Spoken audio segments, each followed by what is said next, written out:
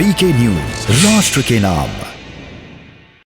नमस्कार, मैं अमन राव, आपका स्वागत है वीके न्यूज पे। यूक्रेन और रूस के बीच जंग के हालात काफी गंभीर है। इस जंग ने जहां दुनिया को सकते में डाल दिया है, तो वहीं देश की जनता और नेता भी ये जानकर सदमे में है कि देश में इतनी बड़ी तादाद में युवा मेडिकल करने के लिए यूक्रेन जैसे देश में क्यों जाते हैं। हाल ही में तो बिहार के सीएम ने तक इस पर विधानसभा में हैरानी जताई। लोगों को तो बहुत हाल में ये बात जानने को मिला कि इतने लोग बाहर चले जा रहे हैं, तो सचमुच सोचना पड़ेगा कि भाई किसी को, अब पहले तो हम लोग वही जानते थे कि भाई कुछ ही लोग जा रहे थे, लेकिन अब इतना लोग अब जा रहे हैं, तो इन सब चीजों पर तो निश्चित रूप से विचार करना चाहिए। अब सवाल यह है कि इतनी बड़ी संख्या में भारत के युवा डॉक्टर बन रहे, तो फिर भारत में डॉक्टरों की कमी क्यों है और ये खबरें क्यों आती रहती हैं कि अस्पतालों में डॉक्टरों की भर्ती के लिए पद तो है लेकिन आवेदन नहीं आ रहा। तो जब इसकी हमने पड़ताल की तो हमारे पैरों तले से जमीन खिसक गई।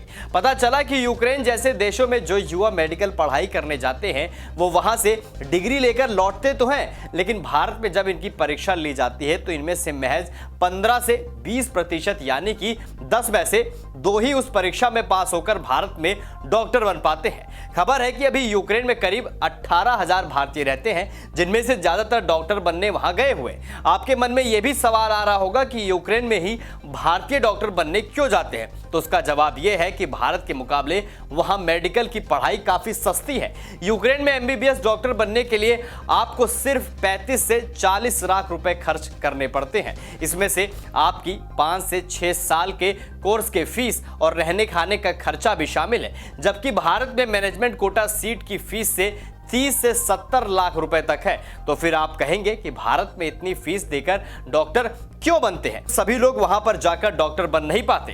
तो इसमें पेच ये है कि वहां की डिग्री यहां पूरी तरीके से मान नहीं है।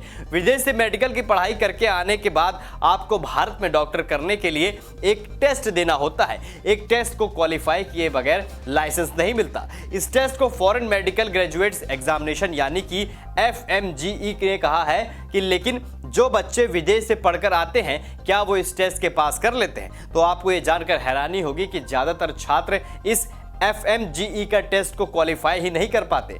FMGE की परीक्षा लेने वाले नेशनल बोर्ड ऑफ एग्जामिनेशन मतलब NBA के आंकड़ों पर गौर करें तो पता चलता है कि 2020 में विदेश से मेडिकल की पढ़ाई करके आए 35,774 छात्रों ने इस टेस्ट में हिस्सा लिया, लेकिन पास कर पाए महज 5,889, यानी क्वालिफाई करने वालों का प्रतिशत रहा सिर्फ 16.48%। अगर बीते 6 साल के आंकड़ों पर निगाह डालें तो पता चलता है कि 1,26,000 छात्रों ने FMGE टेस्ट में हिस्सा लिया है, लेकिन उसमें से करीब 21,000 यानी 17% सिपाही सिर्फ पास हो पाए। लेकिन ऐसा नहीं है कि फेल होने वाले छात्रों की संख्या बढ़ रही है। विदेश से पढ़ाई कर FMGE टेस्ट देने वालों की तादाद में भी साल दर साल भारी बढ़ोतरी देखने को मिल रही है। मोदी सरकार आने के बाद से ही देखें तो 2015 में जहां 12,125 छात्रों ने ये परीक्षा दी थी, तो वहीं 2020 में 35,774 छात्र इस एग्जाम में बैठे, यानी 6 साल में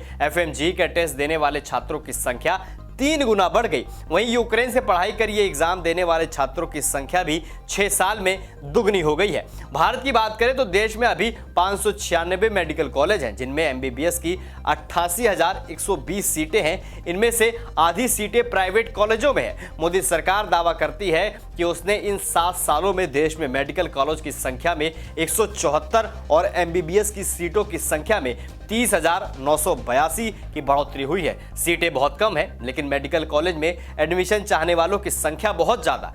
इसे देखने के लिए आपको मेडिकल की पढ़ाई के लिए होने वाली परीक्षा नीट के आंकड़ों को देखने होंगे। इन आंकड़ों के मुताबिक इस परीक्षा में हर साल 15 लाख से ज्यादा छात्र बैठते हैं। इनमें से लगभग 9 लाख छात्र ये परीक्षा पास कर लेते हैं। नीट की परीक्षा को क्वालिफाई करने के लिए जनरल कैटेगरी वाले को कम से कम 50% स्कोर लाना जरूरी है। वहीं SC ST और OBC के लिए ये योग्यता 40% है, जबकि पीडब्ल्यूडी कोटा वाले उम्मीदवारों के लिए क्वालिफाइंग मार्क्स 45% है। ऐसा नहीं है कि नीट क्वालिफाई करने के लिए भी कॉलेज में मेडिकल सीट मिल जाएगी, क्योंकि ये कॉलेज की कट ऑफ लिस्ट तय करती है कि उम्मीदवारों को सीट मिलेगी या नहीं। जिन छात्रों के मार्क्स कट ऑफ के हिसाब से नहीं होते, उन्हें नीट क्वालिफाई करने के लिए सभी सीट नहीं मिलती, इसलिए इनमें से भी कुछ छात्र विदेश की ओर रुख कर लेते हैं। तो ये है यूक्रेन से डॉक्टर की भरमार वाली स्टोरी की पूरी पड़ताल। जानकारी आपको कैसी लगी हमें कमेंट्स बॉक्स में कमेंट करके जरूर बताइए, और ऐसी तमाम बड़ी खबरों को देखने के लिए देखते रहिए वीके न्यूज राष्ट्र के नाम।